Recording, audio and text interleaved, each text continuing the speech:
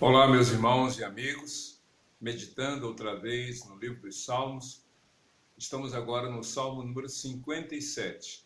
Já podemos aprender muitas coisas, muitas lições importantes a partir do Salmo 1, cujo tema é a felicidade. Não de qualquer jeito, nem de qualquer forma, e nem vindo de qualquer lugar ou por qualquer circunstância, mas a felicidade que vem do Senhor. E de lá para cá temos aprendido muitas outras verdades, porque a palavra de Deus é extraordinária. Ela tem algumas características que devem ser reconhecidas, cridas e valorizadas realmente por todas as pessoas, já que é a palavra do Senhor. Uma das razões pelas quais precisamos realmente dar a devida atenção à palavra de Deus é porque ela tem algumas, digamos assim, ações na nossa vida que o próprio texto bíblico apresenta. Algumas analogias, algumas comparações que o próprio texto bíblico faz com a palavra do Senhor, comparando-a com semente, com água viva e etc, etc. Mas, por outro lado, essas características que a palavra de Deus tem devem ser entendidas como necessidades para a nossa vida. Ela santifica, por ela o Senhor nos convence da nossa condição e das nossas necessidades. A palavra de Deus é instrumento do Senhor para trazer fé ao nosso coração. Então, ao longo dos 66 livros de Gênesis e Apocalipse, nós aprendemos muitas verdades. E é interessante que para os mais diferentes aspectos da existência humana, nós encontramos sempre uma resposta de Deus. Ainda que nós não tenhamos uma resposta que nos agrade, que nos favoreça, que nos, digamos assim, nos beneficie no primeiro momento, nós nos alegramos, porque é a palavra do Senhor. Por isso que algumas pessoas comparam a Bíblia como um remédio, às vezes com gosto amargo, mas que é necessário para trazer cura. A palavra de Deus é comparada como um bálsamo, isso mesmo, aquele óleo que é colocado sobre as feridas para trazer realmente cura. E assim por diante. Por isso que nós devemos meditar na palavra do Senhor. E o Salmo 57, também escrito por Davi, traz para nós verdades que são muito profundas, porque a partir da experiência do salmista com Deus, fez com que ele pudesse vivenciar numa realidade tão difícil aquilo que gerou para a sua comunhão com Deus crescimento. É interessante, a palavra de Deus é uma só, de Gênesis a Apocalipse, mas a sua aplicação é para cada indivíduo em qualquer circunstância que ele enfrente.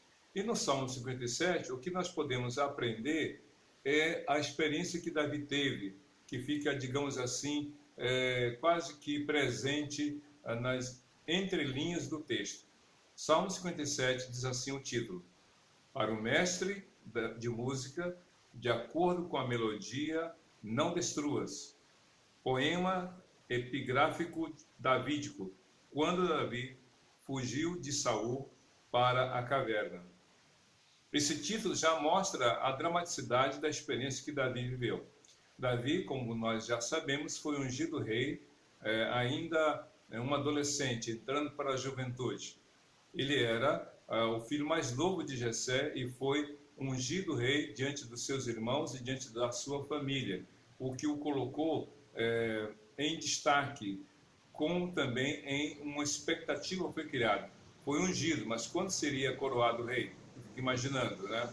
Pois bem, diante dessa, ou após essa experiência, o Espírito Santo passou a atuar na vida de Davi. E diz a Bíblia que então Saul o escolheu para ser o seu músico particular. E aí, alguns até brincando usam essa experiência de Davi como o início da musicoterapia, porque a Bíblia diz que quando Saul ficava perturbado com muitas coisas na sua mente, talvez uma espécie de um transtorno mental, aí já é uma questão de pesquisa, do estudo, entre o que o texto apresenta e realmente o que a ciência comunica sobre diversos tipos de transtornos mentais. Então, alguns até dizem, né, com muita superficialidade, que talvez Saul vivesse, sofresse de uma esquizofrenia. Alguns assim colocam. Mas o fato é que em determinadas situações da vida, Saul perdia o seu equilíbrio emocional, agia com violência, agia com rispidez e até tratava como estranhos aqueles que eram da sua família, como o próprio Jonatas, que Saul tentou matar uma ou algumas vezes. Davi não foi diferente. Sofreu alguns atentados frustrados de Saul. E então diz a Bíblia que quando Saul estava acometido por esses, na visão do texto bíblico, atormentado, então escolheram, pediram que alguém fosse tocar uma música para que assim aquela música acalmasse o coração de Saul. E como Davi, além de pastor de ovelhas, também era um músico nato, ele usava uma harpa, ele compunha músicas. Então, quando estava perturbado, Saul então chamava alguém para tocar. E Davi tocava a sua música através da harpa, e isso trazia calma para Saul. Porém, nesse transtorno ou nesse quadro difícil de Saul, quando Saul viu que Davi poderia se tornar rei em seu lugar, sendo inimigo dele, aí veio todo esse processo de perseguição. E um dos momentos difíceis de Saul, ou melhor, de Davi, foi quando Davi, para sobreviver, teve que fugir. Quando você está em fuga, escute bem uma coisa, quando você tem a sua vida em risco, seja qual for o risco dela, né? Seja de uma tempestade, seja de uma chuva muito forte, ou mesmo risco de morte, como foi o caso de Davi, você não escolhe para onde ir, você escolhe para aquele lugar que te ofereça proteção, abrigo e segurança. E para Davi, no Salmo 57, o que ele escolheu foi uma caverna. Alguns dizem, segundo os historiadores, que era a caverna de Adulão, ou seja, um lugar conhecido, ou que passou a ser conhecido. Davi fez o seu refúgio. Dali, Davi encontrou o seu abrigo para a sua vida, para que ele pudesse se proteger, manter-se vivo. E então o Salmo 57 retrata essa experiência de Davi, que começa assim o Salmo 57. Misericórdia, Deus, misericórdia, pois em ti a minha alma se refugia. É interessante, Davi era ungido rei, foi ungido por Samuel. Ele sabia que a ele fora reservada a realeza, a monarquia, não sabia quando, mas que em algum momento ele iria acontecer. Interessante, ele não teve pressa. Às vezes nós temos a convicção no coração dos propósitos de Deus para a nossa vida. O problema é que a gente não sabe esperar. A gente fica ansioso, a gente fica angustiado, a gente fica nervoso, e o pior, a gente passa a não mais acreditar de que Deus realmente cumprirá a sua palavra. Davi, ele soube esperar. Mas é interessante que o verso 1 do Salmo 57 fala de uma coisa muito interessante. Davi não fez exigências. Davi não pressionou. Davi não impôs, olha, já que o Senhor me ungiu como rei, eu quero ser rei agora. Não. Davi disse, tenha misericórdia de mim, ó Deus, tenha misericórdia de mim, pois em ti a minha alma se refugia. Quem pede misericórdia não exige. Quem pede misericórdia não impõe. Quem pede misericórdia não ordena. Se sujeita, se submete e aguarda. Está difícil para você, meu querido? Está complicado para você, minha querida? Então, aguarde, mas seja humilde, quebrante-se diante de Deus e se refugie realmente. Tenha o Senhor como um abrigo para a sua alma. E ainda diz mais no Salmo 51, ou pela 57, no verso 1, ainda no verso 1, eu me refugiarei à sombra das tuas asas até que passe o perigo. Eu me refugiarei à sombra das tuas asas até que passe o perigo. Eu não sei qual era a visão que Davi tinha aqui quando ele escreveu esse salmo. no verso 1.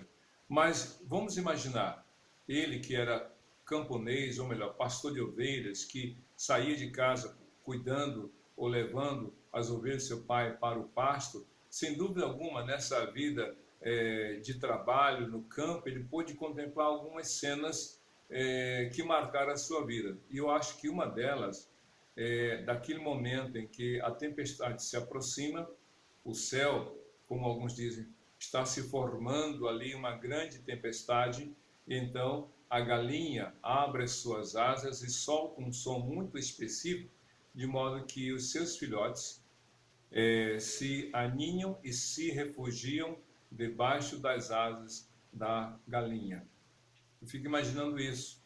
E então Davi, talvez usando dessa analogia, diz para Deus: eu quero me refugiar debaixo de tuas asas até que passem as calamidades. Em outras traduções, até que passe a tempestade, ou nesse texto, até que passe o perigo. Enquanto a chuva cai torrencialmente, a galinha protege os seus filhotes debaixo de suas asas. Cessada a tempestade, cessado a chuva torrencial, ela libera os seus filhotes. Davi estava enfrentando uma tempestade em sua vida. Davi estava num momento muito crítico, mas ele disse: Senhor, enquanto durar a tempestade, eu quero ficar guardado debaixo de tuas asas. De fato, Deus é o nosso refúgio. Estamos numa quarentena, já estamos nos aproximando do dia 70, alguns dizem que é mais do que isso. Não importa, o que importa é que ainda estamos debaixo, ou ainda estamos enfrentando uma quarentena, ainda estamos sujeitos, né, ao Covid-19 como algo que nos ronda e que está ao nosso redor, mas devemos crer de que estamos debaixo realmente da guarida e do cuidado de Deus. A tempestade vai passar, mas enquanto ela não passa, fique protegido e creia que o Senhor guarda. E depois que você perceber que a tempestade passou, continue andando com o Senhor. E Davi então diz aqui no Salmo 57, versículo 2: clamo ao Deus Altíssimo, a Deus que para comigo cumpre o seu propósito. Está aqui no singular. Ele não especifica que propósito é esse, mas nós sabemos, né, que Deus tem um propósito para cada um de nós. Meu amigo, minha amiga, você não é um acidente de percurso. Você não é a pessoa que nasceu por acaso. Você é projeto de Deus. Assim como Deus tinha um plano para Davi, Deus tem um plano para você. Apenas aguarde, porque diz assim: eu sei que Deus que cumpre para comigo o seu propósito. Ele já era ungido rei, mas não tinha coroa, não tinha trono, não tinha cetro, não tinha súditos, não tinha um exército poderoso. Mas ele sabia, e o pior, estava numa caverna, mas ele sabia que no momento certo, Deus iria cumprir o seu propósito. Na verdade, ele entendia que até o fato de estar naquela caverna era uma demonstração de que o propósito de Deus está se cumprindo. Às vezes, eu gosto muito quando alguns teólogos falam que, principalmente John Maxwell, ele fala que muitas vezes a gente só vê uma foto, a gente não tem uma visão ampla da coisa, a gente só tem um retrato, como se falava antigamente, a gente só tem uma imagem, a gente não consegue ter uma visão toda, a gente só tem uma janela, não vê o todo, ou a gente passa a ver o mundo só através da janela. Não, a gente tem que ter a visão do quadro todo. E Davi não estava limitada a sua visão àquele momento, mas ele entendia que aquele momento fazia parte do projeto de Deus para a sua vida. Creia nisso. Então Davi continua, dos céus, verso 3 do Salmo 57, dos céus ele me envia a salvação, põe em fuga os que me perseguem de perto. Deus envia o seu amor e a sua fidelidade. Aqui pode até parecer uma contradição, porque diz assim, Deus dos céus, falando de Deus, ele me envia a salvação. De fato, a salvação aqui não está falando no sentido espiritual da vida eterna. Davi também cria na vida eterna. Ele sabia que Deus lhe garantiria, ou já lhe tinha garantido, a salvação, a vida eterna. O céu após a morte, como a gente leu no Salmo 16. Mas aqui está falando da salvação física, de ser tirado da morte. Ele diz assim, dos céus ele me envia a salvação. Ele me livrou e me livra e continuará me livrando. A salvação, seja ela no sentido físico, mas sobretudo no sentido espiritual, quanto à eternidade, é projeto de Deus, vem de Deus. A Bíblia diz em Efésios 2, versículos 8 a 10, que a salvação não é produto, não é fruto do esforço humano através de obras, mas é algo que vem de Deus, que recebemos pela fé em Jesus. Que bênção! E ele diz assim, põe em fuga os que me perseguem de perto. Quem estava em fuga? Era Davi. Onde ele estava escondido? Numa caverna, a caverna de Adulão. Como é que ele fala, põe em fuga os que me perseguem? Depende do ponto de vista. Para Saul, Davi estava fugindo e se escondendo numa caverna, embora Saul não soubesse que caverna seria aquela onde Davi estaria. Na visão de Saul, Davi era o fugitivo, havia se escondido em algum lugar. Mas na visão de Davi, Deus o havia protegido, distanciando, fazendo com que Saul não o encontrasse. É a questão da visão. Talvez algumas pessoas olhem para você e vejam você um perdedor, um derrotado, uma pessoa que foi vencida, que perdeu, que deixou de ganhar. Talvez algumas pessoas dizem, você é um fraco porque você perdoa. Você é um fraco porque não luta pelos seus direitos. Se eu fosse você, teria feito isso, aquilo outro. Calma aí. Davi não levantou a sua mão contra o ungido do Senhor. Embora o ungido rei, ele sabia que Deus é que lhe daria o momento oportuno para assumir a monarquia. Ele soube esperar. Não usou de ferramentas e armas humanas para isso. Ele soube aguardar no Senhor. E então Davi continua no verso, e diz ainda, Deus envia o seu amor e a sua fidelidade.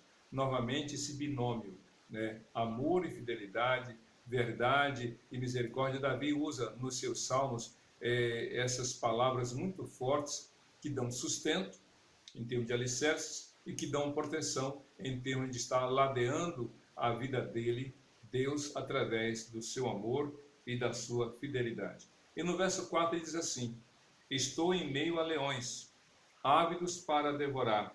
Seus dentes são lanças e flechas, suas línguas são espadas afiadas. Sem dúvida alguma, Davi estava falando daqueles que o perseguiam, daqueles que desejavam o seu mal, dentre eles o próprio Saul.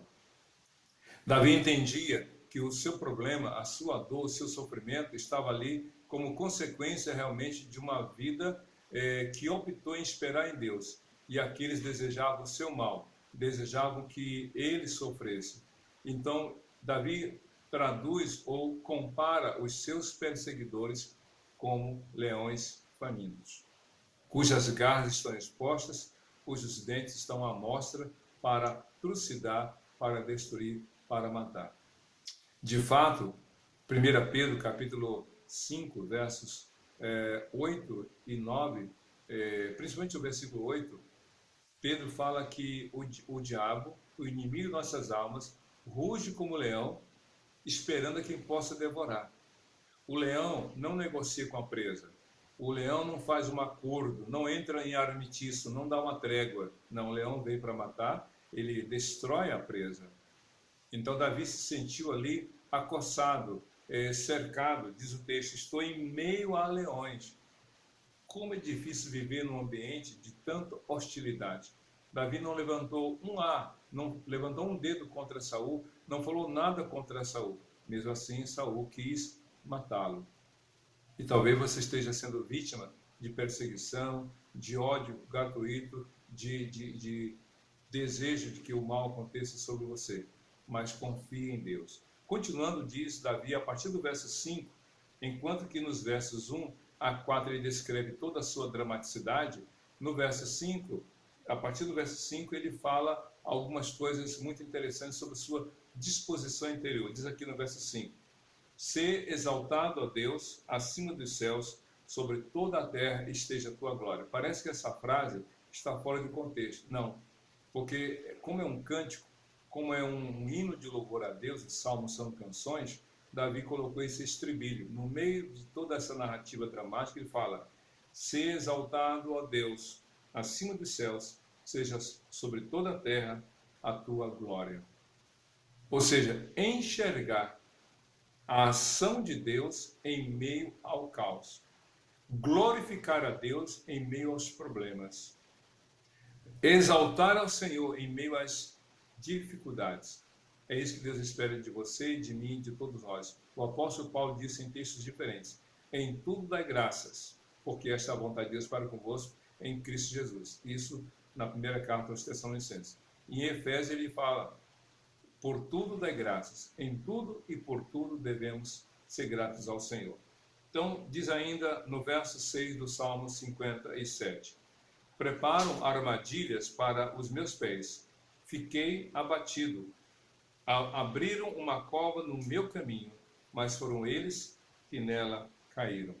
Aqui, como já foi dito em outras ocasiões, esse texto fala exatamente sobre a ação e reação. Sabe aquela pessoa que fala assim: olha, o que você deseja para mim, eu desejo a você em dobro? A gente fala isso, né, com a intenção de dizer: olha, é uma escolha sua. O que você deseja a mim, eu desejo que Deus te dê em dobro. Ou seja, a gente dá um alerta. Mas, na verdade, a gente nem precisa falar. Sabe por quê? Porque Deus já falou sobre isso. Você sabe que se você fizer mal a alguém, em última instância, você será vítima desse mal. Não tem jeito. Não tem jeito. O apóstolo Paulo fala, eu já falei isso várias vezes, insisto em dizer, Gálatas 6:5 ou Gálatas 6:7, de Deus não se zomba, porque aquilo que o homem semear, ele ceifará. O apóstolo Paulo, que falou essas palavras de Gálatas, lá no capítulo 9 de Atos, ele perseguia os cristãos e ele ouviu de Jesus: eu sou Jesus a quem tu me persegues. Quem persegue um servo de Deus, persegue ao próprio Senhor do servo. Quem persegue a igreja de Jesus, persegue o Senhor da igreja. Quem rejeita a palavra de Deus, rejeita o Senhor da palavra. Não tem jeito. Criaram uma armadilha, mas foram eles que nela caíram. É natural isso, porque Deus guarda aqueles que nele confiam. Então ele continua aqui no Salmo 57, versículo 7. Meu coração está firme, Senhor. Cantarei ao som de instrumentos. Acorde a minha alma. Acordem harpa e lira. Vou despertar a alvorada. Havia no coração de Davi uma disposição interior. Ele estava num lugar inadequado, ele estava numa caverna, ele estava sendo perseguido, ele não tinha nenhum bem que pudesse garantir a sua subsistência. Lembra que ele comeu o pão que era consagrado ao Senhor para que os sacerdotes dele se alimentassem? Ele não tinha recurso, ele não tinha dinheiro em conta, não tinha propriedades, não tinha nada. Mas ainda que nada tivesse, ou tudo tivesse contra a sua própria vida, Davi resolveu louvar a Deus. Sabe o que quer dizer isso? Não espere as circunstâncias favoráveis para adorar ao Senhor. Não espere que os momentos sejam agradáveis para cultuar a Deus. Não, cultue a Deus, ainda que seja difícil, ainda que as circunstâncias sejam difíceis. Você sabe muito bem, né, que Noé passou mais de 40 dias dentro da arca. Se você fizer as contas, Gênesis capítulo 7 e Gênesis capítulo 8, você vai ver que Noé ficou mais de um ano dentro da arca, e não só 40 dias. Mais de um ano. Ele, a esposa, os 3 filhos e as 3 noras de Noé. Você acha que ele não fez um culto lá dentro? Você acha que ele não adorou a Deus enquanto a tempestade caía, ou enquanto ele esperava as águas baixarem? Certamente que sim. Ele não esperou o momento realmente favorável para fazer a vontade de Deus. Mas é claro que depois que ele saiu da arca, a primeira coisa que ele fez foi oferecer um culto ao Senhor. Então, enquanto você está nesta quarentena, adore a Deus, cultue a Deus, fale com Deus, leia a palavra de Deus, divulgue a palavra de Deus. Não espere os ventos favoráveis para demonstrar gratidão ao Senhor. Só o fato de você estar na quarentena com a sua família já é motivo de louvor a Deus. Então adore ao Senhor, diga: Deus, eu te amo, Deus, eu te agradeço pelo dom da vida, pelo teu sustento, pela tua provisão. Então Davi diz aqui nos versos 9 em diante: pois eu te louvarei, ó Senhor, entre as nações, cantarei teus louvores entre os povos. Deixa eu dizer uma coisa para você. Davi passou por momentos vexatórios. Como assim? Um homem ungido por Deus para ser rei, se refugiando, se escondendo numa caverna. Numa caverna, sem provisão, dependendo de terceiros para ter a sua condição de alimento, subsistência, e ainda tendo pessoas para delas cuidar, como aqueles 400 homens que passou depois para 600 que o acompanhavam. Deixa eu dizer uma coisa para você. Enquanto Saul estava no palácio, Davi estava na caverna. Porque a Bíblia fala que Saul tinha uma casa, e uma casa de rei é casa de rei. Saul era rei de fato. Davi era rei de direito. Mas ainda, embora sendo rei de direito, ele não era rei de fato. Quem era rei de fato era Saul. Saul era rei e tinha um palácio. Davi não era rei, estava numa caverna. Mas eu digo uma coisa para você com toda certeza. É melhor estar numa caverna com Deus do que num palácio sem Ele. É melhor ter pouco e com Ele o temor do Senhor do que um grande tesouro e com Ele a inquietação, falou lá Salomão, filho de Davi, no livro de Provérbios, capítulo 16. Então confie no Senhor. As situações podem não ser favoráveis, podem não estar boas, mas é melhor você estar com o Senhor. Jesus disse em Mateus capítulo 28, verso 20, e eu estarei com vocês todos os dias, até a consumação dos séculos. Que bênção, que maravilha. E então, no verso 9 e 10, Davi fala assim: eu vou louvar a Deus, diz aqui, eu te louvarei entre as nações. Cantarei louvores, os teus louvores entre os povos. Eu quero falar do que Deus fez na minha vida.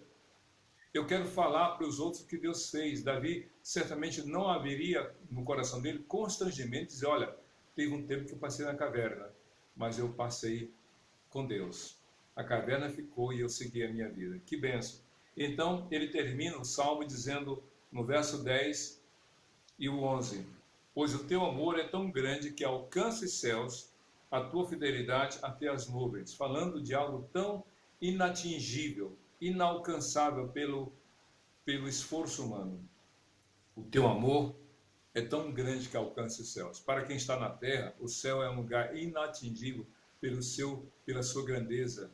Assim é o amor de Deus, é algo grandiosíssimo. E a fidelidade vai até as nuvens, é algo que é tremendamente extraordinário.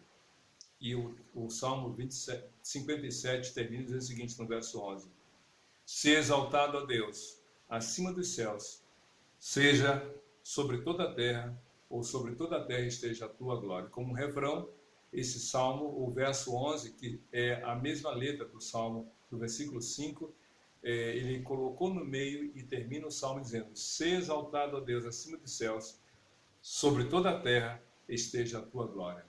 Não é a ira, não é a mágoa, não é o ressentimento, não é o rancor, não é o desejo pelo mal. O que deve prevalecer é o louvor ao Senhor, a exaltação ao nome do Senhor. Por isso que ele fala: se exaltado a Deus acima dos céus, sobre toda a glória, sobre toda a terra esteja a tua glória. Que Deus manifeste, e já manifestou a glória dele em Cristo Jesus, mas que na sua vida, na sua família, fique evidente para todos que você é amado e cuidado pelo Senhor. Que Deus te abençoe e seja feliz com Jesus, Senhor e Salvador de todo aquele que nele crê, hoje e para todo sempre. Amém e amém.